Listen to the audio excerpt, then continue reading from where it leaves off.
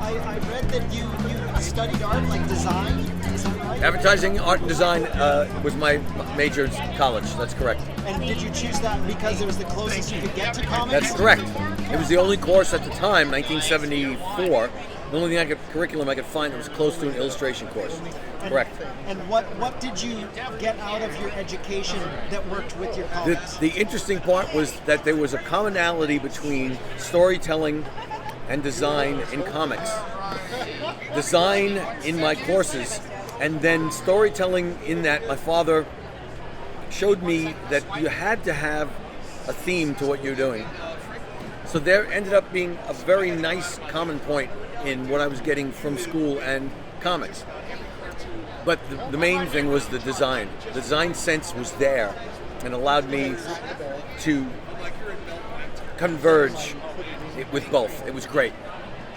Did your dad give you pointers and tips and instruction?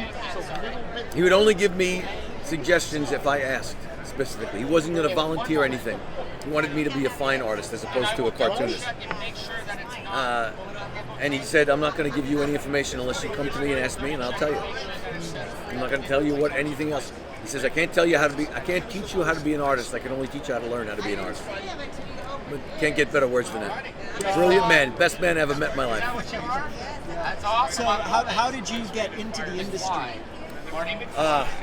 Against the better wishes of a lot of people, I went up and showed my work around, and then I got a couple of things to do.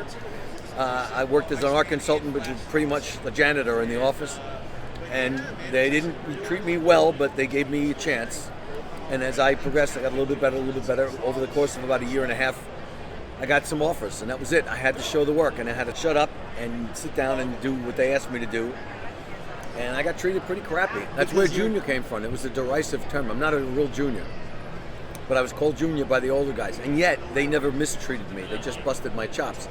The younger people that were my age disliked me severely because they thought I was getting work due to my father. But I did get some critical acclaim, and I got some fans. And now I have readers that love my stuff, and I try not to avoid the critiques or the critics because some of them have substance. I try to avoid the people that just hate for the sake of hating. It's like a politician or an actor or a singer. Frank Miller has his detractors, which is stupid.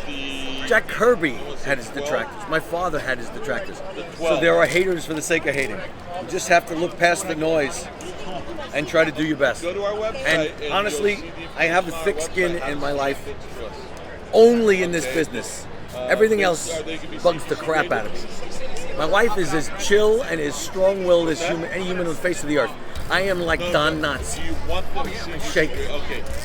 But in art and the field I'm in, I can handle it. I can handle it. The grading tier will determine what the price is. It's like you were born and raised to be ready for that. You know what I mean? I got tough because I had my father and my mother telling me to shut up and be tough. It's tough love, but that's what New York is like.